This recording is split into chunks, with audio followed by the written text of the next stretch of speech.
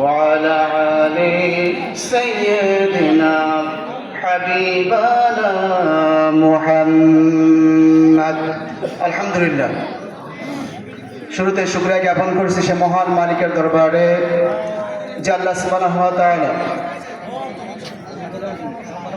আসমানের নিচে জমিনের উপরে কোরআনের মাহফিলে শারীরিক সুস্থতা এবং অসুস্থতার মধ্য দিয়ে হলেও বাস্তবায়িতভাবে আপনাকে আমাকে অসংখ্য মানুষের মধ্য থেকে আসার সুযোগ করে দিয়েছেন।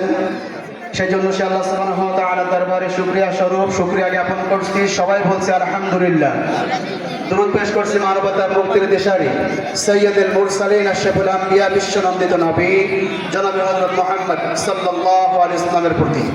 আত্মার মাগফিরাত কামনা করি সেই সমস্ত মধ্যে মুজাহিদ ভাইদের জন্য, শান্তি কামনা করি আপনাদের জন্য যে আল্লাহ সুবহানাহু ওয়া তাআলা তার আসমানের নিচে জমিনের উপরে অসংখ্য মানুষের মধ্য থেকে বাস্তবায়িতভাবে আপনাকে আমাকে আগে আসার সুযোগ করে দিয়েছেন। আমার সামনে বসা দিনদার পরেশগার মুমিন মুসলমান একান্ত প্রাণপ্রিয় শ্রদ্ধেয় গুরুজন সবাইকে আবারও জানাই আসসালামু আলাইকুম ওয়া রাহমাতুল্লাহি ওয়া বারাকাতুহু। সবাই কেমন আছেন? সম্মানিত উপস্থিতি, আমি মহাগ্রন্থ আল কোরআন থেকে ছোট্ট একটি ছোরা, পরিচিত একটি ছোরা আলোচনা করার জন্য নিয়ে এসেছি, সময় মাত্র 5 মিনিট। তো এই আলোচনার মধ্য দিয়ে সব থেকে মূল্যবান মহা যে কথাটি সেটা হচ্ছে আল্লাহ সুবহানাহু ওয়া তাআলা আপনাকে আমাকে সব থেকে জমিনের বুকে সব থেকে বেশি এবং বেশি মহা মূল্যবান যে সময়টা দিয়েছেন সম্পদ, এই সময়টাকে আমরা সঠিকভাবে কাজে লাগাতে পারছি কিনা কথা বলেন।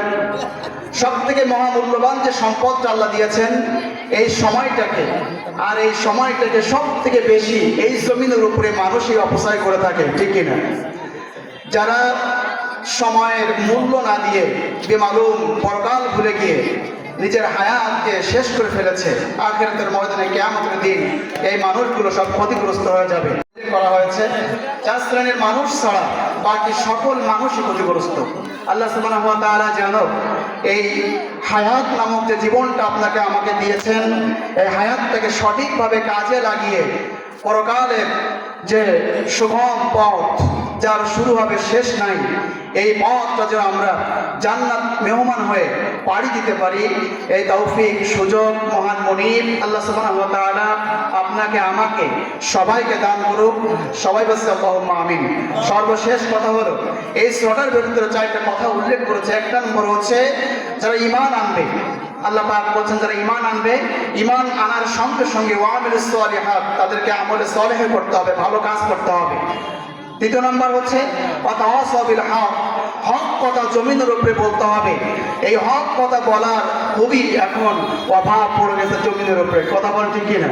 যারা হক কথা বলেছে বিগত বছরগুলোতে আপনি তাকিয়ে দেখেন, শুধু তাই নয়, যত নবী এবং রাসূলগণ এই পৃথিবীর বুকে এসেছেন, যারা দ্বীনের দাওয়াত দিয়েছে, ইসলামী আন্দোলনের কথা বলেছে, কোরআনের দাওয়াত এই ময়দানে দিয়েছে, রক্ত ঝরিয়েছে, তাদের উপরে এই মানুষের উপরে যারা দ্বীন ইসলামের কথা বলেছে এই মানুষগুলোর উপরে হামলা মামলা জুলুম অত্যাচার নির্যাতন নিপীড়ন চালিয়েছে, কথা বলেন ঠিক কিনা?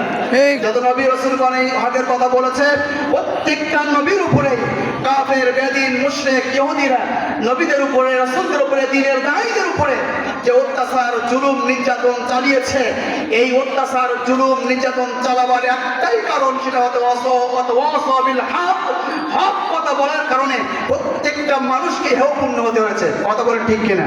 বিগত বছরগুলোতে একই কথা, যত আলেম সমাজের এই মানুষগুলো দ্বীনের দাওয়াতি কাজ করেছে, এই মানুষরা যারা হক কথা বলেছে স্টেজ থেকে তাদেরকে বুকের কলার ধরে স্টেজ থেকে নামিয়ে দিয়েছে, কোরআনের মাহফিল বন্ধ করেছে।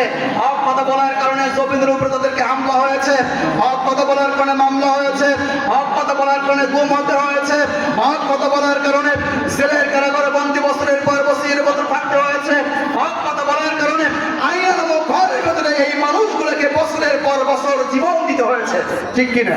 সম্মানিত উপস্থিতি, এজন্য হক কথা আপনাকে আমাকে বলতে হবে, জীবন থাক আর যাক। এজন্য আমি আপনাদের কাছে আহ্বান রাখবো, আল্লাহ সুবহানাহু ওয়া তাআলা যে মহামূল্যবান সম্পদটা দিয়েছে সময়, এই সময়টা যেন আমরা সঠিকভাবে কাজে লাগিয়ে জান্নাত ক্রয় করতে পারি, এই তৌফিক সুযোগ আল্লাহ সুবহানাহু ওয়া তাআলা আমাদেরকে দান করুন। ওয়া আখিরু দাওয়ানা আনিল হামদুলিল্লাহি রাব্বিল আলামিন। আসসালামু আলাইকুম ওয়া রাহমাতুল্লাহি ওয়া বারাকাতুহু।